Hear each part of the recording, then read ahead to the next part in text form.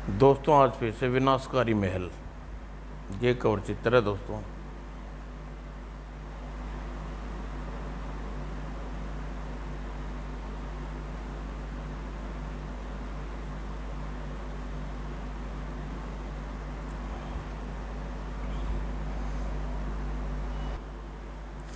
कोकिला नगरी के राजा दुर्जन सिंह का आतंक केवल उसी के राज्य में नहीं बल्कि दूर दूर के राज्य में फैला हुआ था। अरे महाराज की सवारी आ रही है, राह छोड़ दो, पीछे हट जाओ, बचो।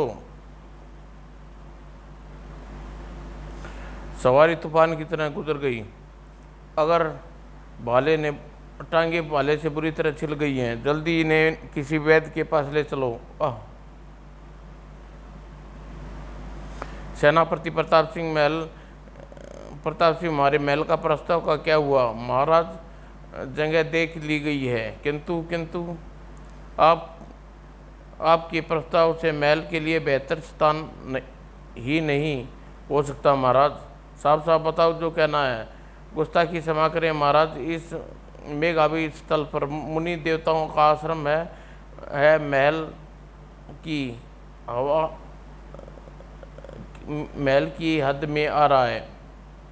सेनापति, गोल मोल बातें में उलझाने की चेष्टा मत करो। इसलिए आप दूसरे स्थान का चयन करेंगे। सेनापति, ऋषि मुनियों को हमारे राज्य में जंगल कम नहीं पड़ गए, वह आश्रम वहाँ से हटा दो।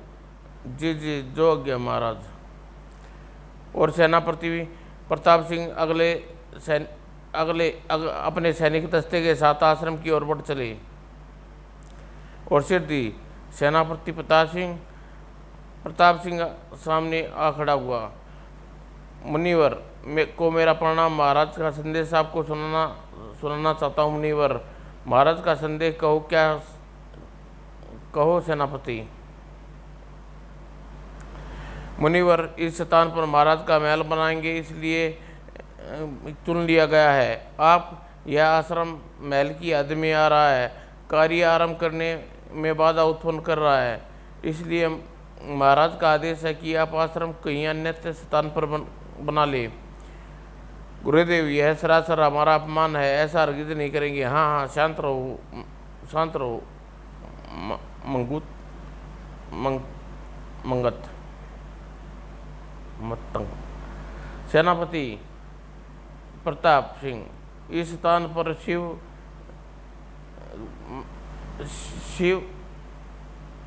शिवलिंग स्थापित है। शिवलिंग को खंडित करना उचित नहीं होगा। यह हमारा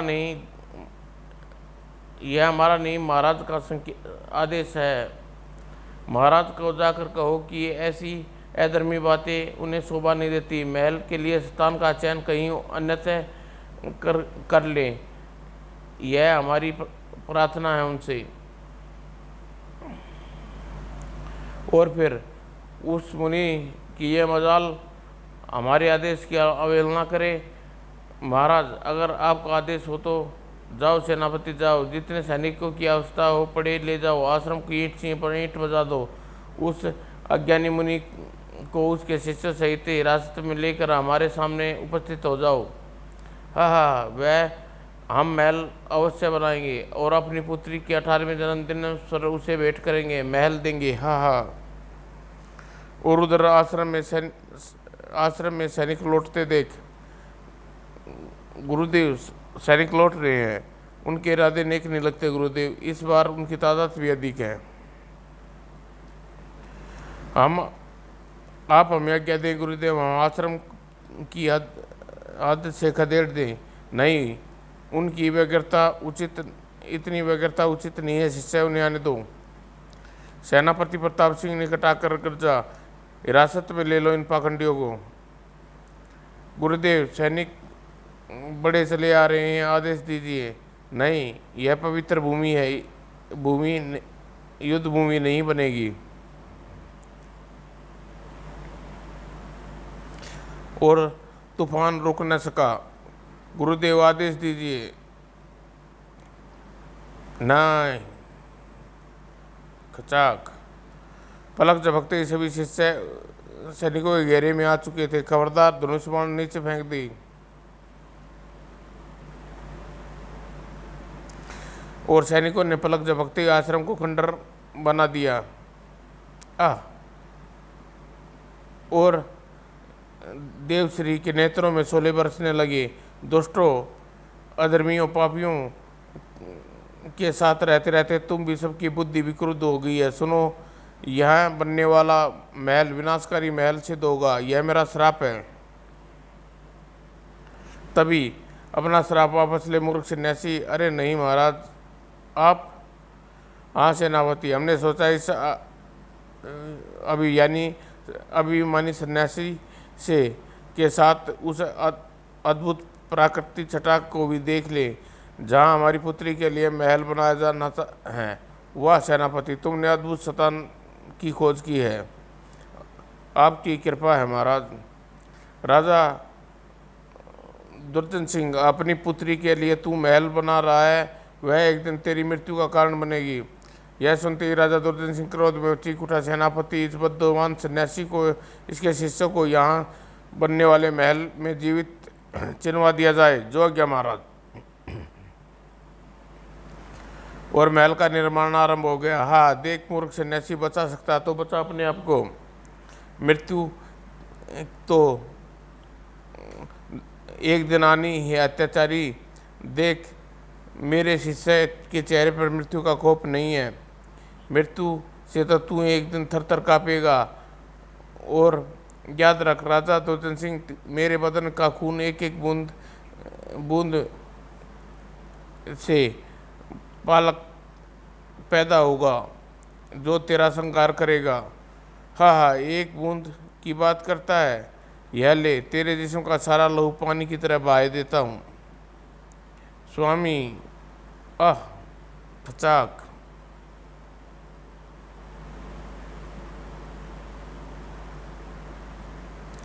तभी पुष्पगंधा, तुम राजकुमारी के साथ यहाँ क्यों करने आई हो? अच्छा हुआ जो मैं यहाँ आ गई। अपनी आंखों से यह सब देख लिया जिस विषय में आज तक केवल सुना था मैंने।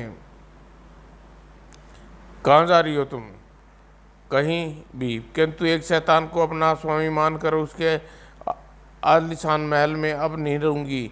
रुक जाओ पुष्पगंधा, हमारी पुत्री तुम्हारे साथ नहीं जाएगी। ओह सैनिकों, रोको उसे। इसी क्षण तेज आंधी उठी। ओह यह क्या हुआ? आंधी धूल छटी तो पुष्पगंधा आनी थी। ढूंढो उसे, अन्यथा एक एक की गर्दन उड़ा दूंगा। जल्दी जल्दी करो बेवकूफो। आप फिक्र न करें महाराज, महारानी जी अधिक दूर न गई होंगी। हमें हमारी पुत्री श्री प्रता चाहिए। जंगल का कोना कोना छान मारो। उधर पुष्पगंधा तेजी के साथ एक दिशा में बढ़ती चली गई थी। ओह, इस वन में को अपनी मासूम बच्ची के साथ कहाँ जाऊंगी? रात गिरने लगी। रात्रि बिताने के लिए यह उपयुक्त स्थान है। उफ, तो एक कदम और आगे नहीं जाया जाता। माँ भूख लगी है। हे भगवान, इस बियाबान वन में अपनी बच्ची को भोजन कहाँ से दूं? माँ भूख लगी है। माँ मुझे खाना दो। अरे कौन है ये नारी? चुप हो जा मेरी बच्ची, चुप हो जा। बच्ची को भूख लगी है। पुत्री, निकट मेरी कुटिया है, मेरे साथ आओ। देखो भोजन पाकर कितनी प्रसन्न हो गई। जी भरकर खाओ बेटी। तुम भी लो पुत्री। बाबा, मगर इस आपका सहारा न मिलता तो क्या होता? आज मैं अपनी पुत्री के साथ। ईश्वर बड़ा दयालु है। पितरु, तुम कौन और यहाँ कैसे आई हो? मैं अभिमान का मुझ अभागिन का दुर्भाग्य है, मुझे इस वन में खींच लाया बाबा। ओह, किंतु तुम व्यर्थ में चिंता मत करो रानी पुष्पगंधा, तुम जब तक चाहो रह सकती हो। सैनिक कभी तुम्हें इस स्थान पर नहीं पहुंच पाएंगे। यह तुम्हारी बेटी श्री प्रता का लालन पालन। अरे क्या हुआ? बेहोश हो गई? उफ,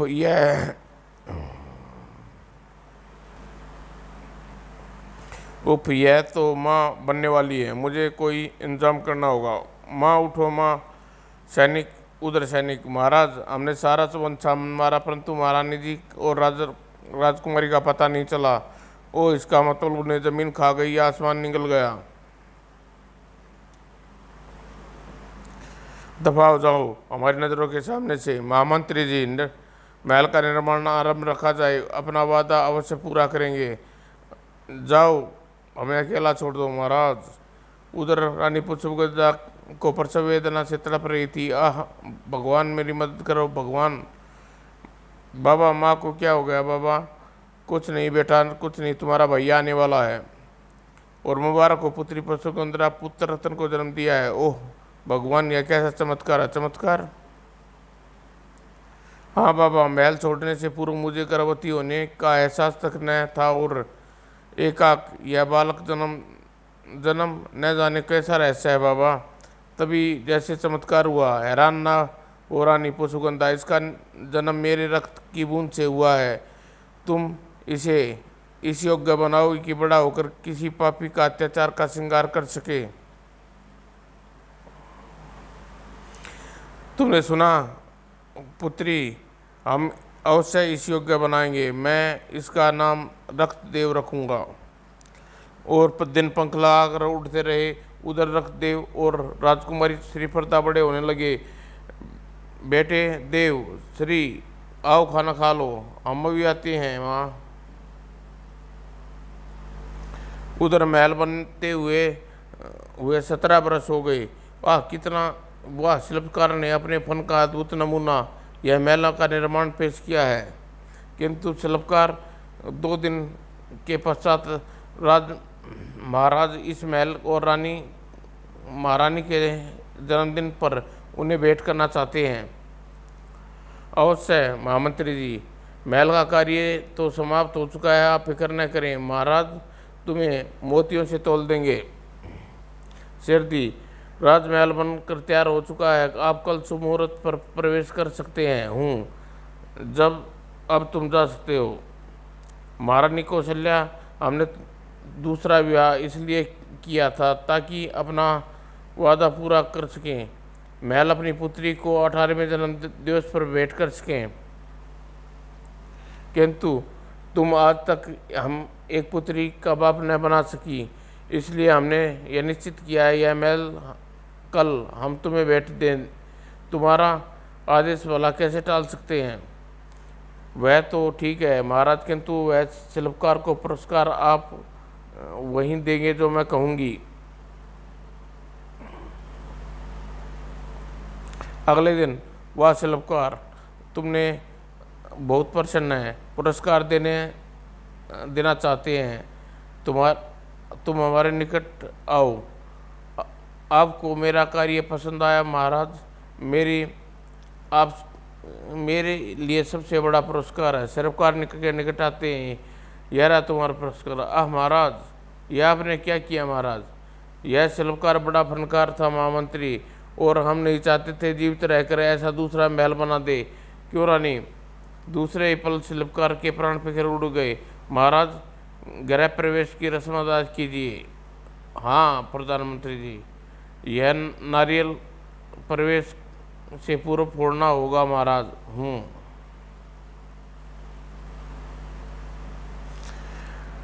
राजा दुर्जन सिंह ने झटके से नारियल का झटका डाला। अगले ही पल उछल पड़े। अरे महाराज, खून! नारियल में पानी की जगह खून निकल रहा है। दुर्जन सिंह के नेत्र फैल गए। उफ, यह क्या? नहीं। तभी राजा दुर्जन सिंह को नारियल की जगह अपना कटा हुआ सिर नजर आया। वह घबरा गया। अशुभ अशुभ! हाँ महाराज, यह अपशकुन है। महाराज, आप महल में न जाएं। हम इन बातों को नहीं मानते। हम आज ही महल में प्रवेश करेंगे। महारानी, हमारा कुछ भी नहीं बिगड़ सकेगा। तुम भी हमारे साथ आओ। यह महल आज तुम्हें उपहार स्वरूप देते हैं महारानी। अगले ही पल महारानी पागलों के समान ठाके लगाने लगी। ही महारानी, तुम्हें क्या हो गया? आहा, तुम इस महल में नहीं रह सकते। राजा दुर्जन सिंह तुम्हारा विनाश कर देंगे। एकाएक महारानी दुर्योधन सिंह पर झपट पड़ी।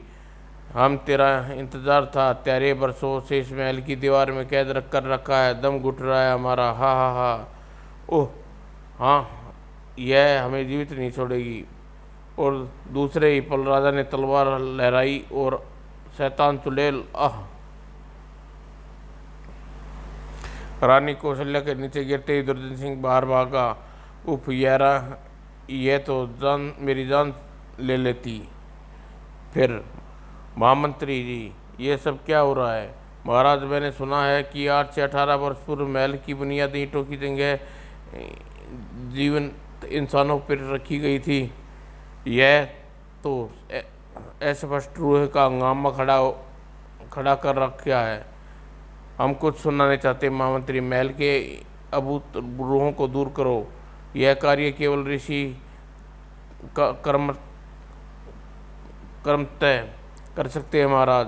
तो फिर जाओ, लेकर आओ उस ऋषि को, और अगर आने की आनाकानी करे तो घसीट कर यहाँ लेना। आना था तुम्हारी खैर नहीं।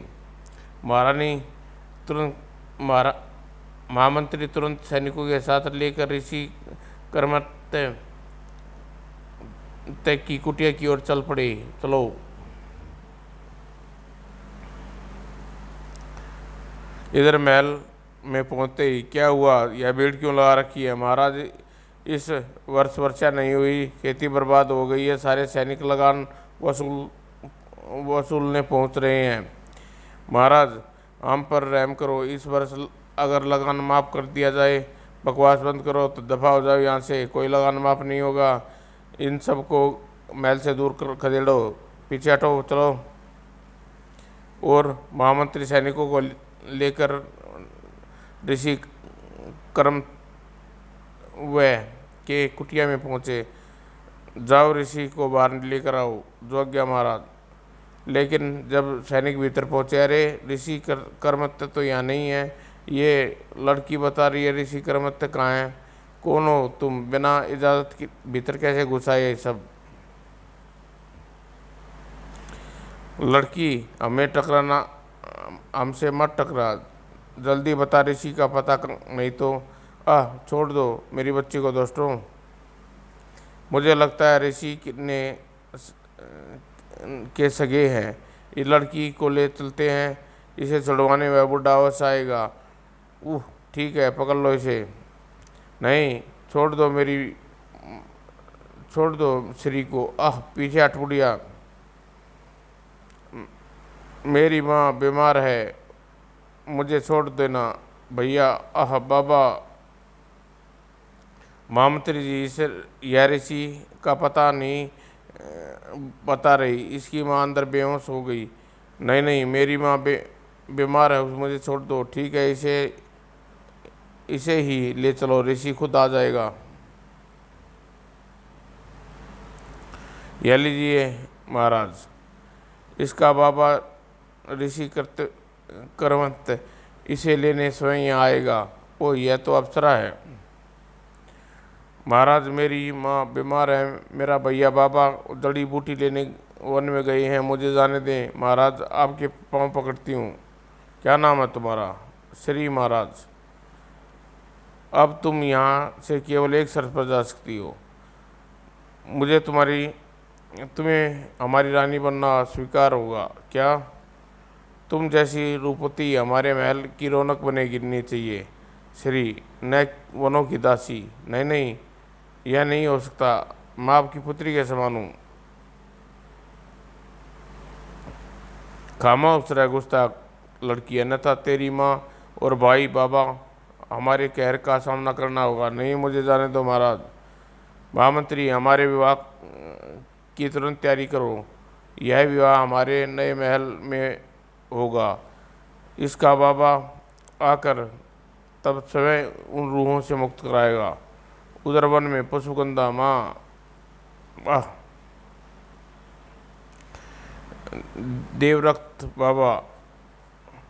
देवरक्त महाराज दुर्योधन सिंह के सैनिक श्री पर्दा को उठा ले गए। मैं उन सब का खून पी जाऊंगा। माँ पुष्पगंधा ने आप बीती कह सुनाई। बाबा तुम माँ को देखो, मैं जा रहा हूँ श्री पर्दा को छुड़ाने। और देवरक्त हवा में के झोंके के समान बाहर निकल गया। देवरक्त रुक जा, देवरक्त मैं अभी तेरे साथ तला। आह बाबा मुझे वहाँ ले चलो बाबा। उधर विवाह की सभी तैयारियां पूर्ण होने कर ली गई थी। कन्या कुलाइए, शुभ मुहूर्त निकला जा रहा है, श्री को लेकर आओ। जी महाराज। नहीं नहीं, मैं नहीं जाऊंगी, यह व्यवहार हरगिज नहीं करूंगी, चली जाओ सब यहाँ से। सैनिकों ले चलो इसे विवाह मंडप की ओर। कुत्तो छोड़ दो मेरी बहन को, अन्यथा लाशे पे चाह दूंगा। भैया मुझे बचाओ, पकड़ लो इसे। आओ कमीनों आओ। दूसरे ही पल कक्ष में युद्ध का मैदान बन गया। पलक झपकते ही कक्ष में लाशों से पाट गया। चल मेरी बहन चल, निकल यहाँ से। महाराज महाराज गजब हो गया महाराज। दुल्हन के भाई ने सभी सैनिकों को मार डाला। और कुछ क्षणोपरांत पकड़ लो इसे। सैनिक देव रक्त पर टूट पड़े। खत्म कर दो इसे। खचाक खचाक सेनापति ने अपनी तलवार बीच में आ गई। अब तू यहाँ से जीवित बचकर नहीं जा सकता, अभी पता चल जाएगा। खचाक टाक। अब उसके बाद देवरक्त में पागल हो गया। आज तक एक आओ, आज तक रुक, एक लाश बिछा दूंगा। आओ आज एक की लाश बिछा दूंगा। सैनिक पर देवरक्त का कहर टूट पड़ा। भैया इस दुष्ट राजा को मत छोड़ना, मुझे जबरन विवाह करना चाहता था। यह विवाह मैं करके रहूंगा श्री। विनाश काले विपरीत बुद्धि। उप नहीं। राजा दुर्जन सिंह देवरक्त की तलवार आपस में भीषण ध्वनि करती हुई टकरा उठी। आह इस राज्य में नया उत्तराधिकारी चुनना होगा शैतान। आज इस राज्य का नया उत्तराधिकारी चुनना होगा शैतान। उधर दोनों एक दूसरे के लहू के प्यासे हो रहे थे कि उधर महारानी एकाक चौंक उठी। अरे महारानी पुष्पगंधा, क्या? उप चुप हो जा मेरी बच्ची। महारानी जी आप जीवित हैं? महामंत्री जी आप मुझे माफ़ कर देना बेटी, तुम्हारे पिता के आदेश के आगे मजबूर था। मेरे पिता? हाँ बेटी, ये तेरे पिता हैं जिसके अंदर का इंसान जाने कब का मर चुका है। यह एक शैतान को कभी अभी अपनी बेटी से विवाह कर रहे थे, लेकिन उप भगवान यह दृश्य देखने से पूर्व तूने मुझे अपने पास क्यों नहीं बुला लिया मेरी बेटी? दोस्त निश्चय धर्मी, अब तुझे जीवित नहीं छोड़ूंगा। खचाक। रानी पशुगर्दा, मेरे पापों का दंड मुझे मिल गया है। धरती का सबसे बड़ा शैतान हूं मैं रानी। श्री श्री तुझे बेटी कहने का भी अधिकार नहीं। आह क्षमा मांगना है बहुत आसान है। आह मैं किसी से अपने पापों की क्षमा नहीं मांगूंगा। आह भगवान मैं आ रहा हूँ, मुझे इस जन्म में नाली का रेंगता कीड़ा बनाना। इसी के साथ राजा दुर्जन सिंह आवाज़ हमेशा के लिए शांत हो गई। और इस प्रकार देवश्री का श्राप सत्य साबित हुआ। और देवरक्त ने चूंकि रानी की कोख से जन्म लिया था वह राज्य का उत्तराधिकारी घोषित किया गया। और ऋषि कर्म के महायज्ञ के पश्चात महल में भटकती रहो मोक्ष मिल गया और एक प्रकार नए राजा प्रजा सुखपूर्वक रहने लगे। समाप्त दोस्तों।